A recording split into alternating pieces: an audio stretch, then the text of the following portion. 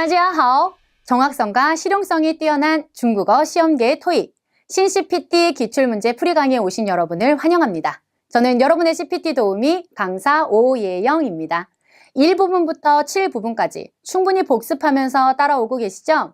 이거 다 듣고 난 다음에 한 번에 복습할 거야 하시면 하기 어렵습니다. 저랑 같이 해나가신다는 생각으로 진행하셔야 되는 거 알고 계시죠? 오늘은 대망의 그 마지막 파트, 바로 8파트 문제를 만나볼 시간입니다. 8파트는 앞에서 제가 한번 언급했던 것과 같이 바로 독해의 정수를 보여주는 부분이라고 할 수 있습니다. 이 말을 달리해보자면 내용이 엄청 길어서 속독하고 주제 파악하고 문제에 답해야 하는 아주 복합적이면서 높은 수준의 중국어 능력을 요구하는 부분이라고 보시면 될 것 같습니다.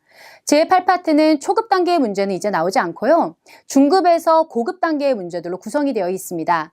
지문 자체가 비교적 긴 편이기 때문에 저란 전체를 다 하나하나 해석해 나가면서 진행하기는 어렵습니다.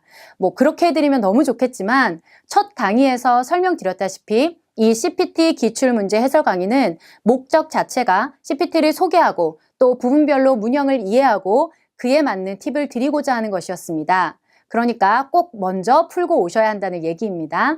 그렇다고 하나하나 세세하게 공부하고 오시라는 건 아닙니다. 마치 시험을 보시는 것처럼 속독하시고 문제의 답을 빨리 체크해 주세요.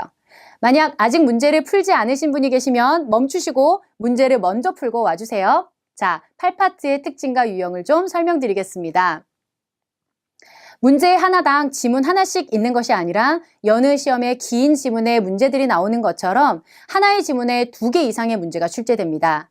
우선 중급 정도 난이도의 문제는 지문의 내용이 무엇을 설명하고 있는 것인지 우선 파악만 되신다고 하면 문제를 조금 쉽게 해결할 수 있을 겁니다. 난이도가 중고급 정도로 올라가면 그에 따라 다루는 내용도 약간 전문화됩니다. 중국 사회 전반에 걸친 내용, 또 비즈니스, 그중에서도 금융이나 무역 관련된 지문이 많이 나올 수 있습니다.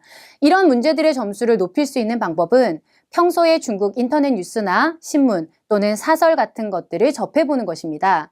아주 조금씩이라도 단어들을 접해본 경험이 있으면 좀 쉽게 문제를 풀어나갈 수 있습니다. 자, 설명을 듣고 나니 8파트를 포기할까 하시는 분들 계시죠? 이제 이 어려운 독해를 어떻게 좀 해결해 볼까요? 그것은 바로 선택지를 적극 활용하는 겁니다. 전체를 하나하나 다 읽기에는 시간이 좀 부족하고 또 읽는다 하더라도 그 내용을 파악하기 어려울 수 있습니다. 그래서 각 문제에 있는 A, B, C, D에 사용된 문장과 어휘를 지문에서 빨리 찾으셔야 합니다. 그리고 그 내용이 옳고 그른지 판별하는 것이 하나의 방법이 될 수 있습니다. 중국어는 문장 유형에 따라 어순이 달라지지 않는다는 특징이 있기 때문입니다.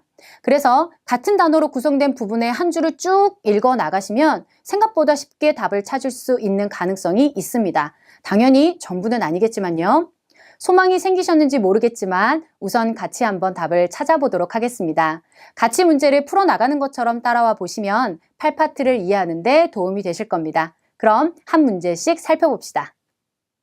네, 저희 86번에서 87번 문제 같이 한번 보시겠습니다. 이것도 마찬가지로 선택지 먼저 확인해 가면서 푸셔야 되겠죠? 지문이 좀 깁니다. 이걸 한꺼번에 다 보시려고 하지 마시고 선택지와 대조해 가면서 보셔야 합니다. 86번 문제부터 먼저 볼게요. 보시면 关于电子机票说法正确的是 이번 파트 안에서 이런 식의 질문이 굉장히 많습니다. 전체의 내용을 하나하나 파악해야 문제를 풀 수 있는 겁니다. 이렇게 나와 있는 경우에는요. A, B, C, D 하나씩 찾아가셔야 합니다. 질문 먼저 확인하겠습니다. 87번 보시면요. 下面选项中不属于电子机票的支付方式的是 라고 묻습니다. 지불 방식으로 속하지 않는 것이라고 하네요. 아무래도 87번을 찾는 것이 조금 쉽기는 하겠네요. 자, 한번 86번부터 찾아보도록 하겠습니다. 먼저 A입니다. 也称为纸质机票 종이로 된 티켓이라고도 불린다라고 이야기하는데요. 앞에 나오는 내용 한번 읽어보겠습니다. 보시면 전자티켓에 관련된 이야기입니다. 电子机票也称电子客服票纸质机票的电子形式이라고 나옵니다. 그리고 뭐라고 말을 하냐면是一种电子号码记录라고도 나오고 也称 이렇게 이야기가 다 나오고 있습니다. 그렇기 때문에요. 여기서의 내용 안에서 보시면 종이로 된 티켓이라고도 불린다라는 내용은 나오고 있지 않습니다. 보시면 전자 고객 서비스라고도 불린다라는 내용만 나오고 있기 때문에 지금 A 부분은 답이라고 볼 수 없겠습니다. B 부분 볼게요. 不能执行改签操作 변경 기능을 할 수 없다라는 내용이 나옵니다.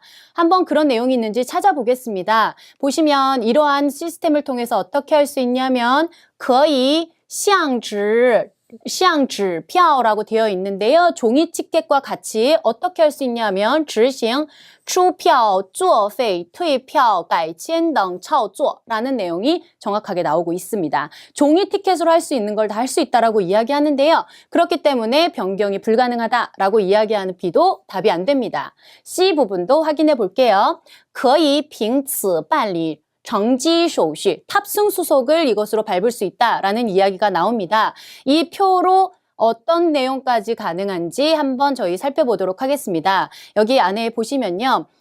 可以通过 나오는데요. 보시면 电子的订票结账和办理乘机手续等全过程이라는 내용 나오네요. 그쵸? 보시면요. 예약을 해서 계산하고 그 다음에 탑승 수속 등의 전 과정이 가능하다라는 얘기까지 나오고 있습니다. 그렇기 때문에 이것으로 탑승 수속을 밟을 수 있다라고 했던 C는 맞습니다. 마지막에 나왔었던 D 부분이요. 只能通过网络预订이라고 하는데요. 방금 전에 줄 그었었던 부분에 있었습니다. 电子机票可以通过网络或者电话预订이라는 문장이 있었는데요. 보시면 或者 이것도 되고 저것도 되는 겁니다. 이거 아니면 이것으로. 그런데 뭐가 되냐 하면 전화로도 예약이 가능하다라는 얘기가 나오고 있습니다. 그렇기 때문에 只能 오직 뭐뭐만 되는 거니까 D는 답이 될 수 없습니다. 여기까지 보시면 간단하게 내용을 다 살펴봤습니다. 마지막에 나오는 여기 지불 방식에 속하지 않는 것이라는 내용도 찾아보셔야 될 것 같은데요. 지불 방식에 관련된 내용이 어디 있는지 한번 살펴보시면요. 여기 나옵니다. 여기 支付라는 단어가 이런 단어들을 찾으시면 좀 빨리 찾을 수 있으실 것 같은데요. 可以通过现金转账支票网络等方式支付라는 표현이 나오고 있습니다. 이 선택지에 보시면요. 现金, 그 다음에 支票, 网上이라는 표현 저희 본문안에 다 있었습니다. 그렇기 때문에 87번에 속하지 않는 것은 바로 B, 핸드폰 결제는 안 된다라는 이야기입니다. 그래서 87번의 정답은 B가 됩니다. 자, 저희 86번, 87번 답 찾아봤는데요. 자, 이어서 88번도 한번 보도록 하겠습니다.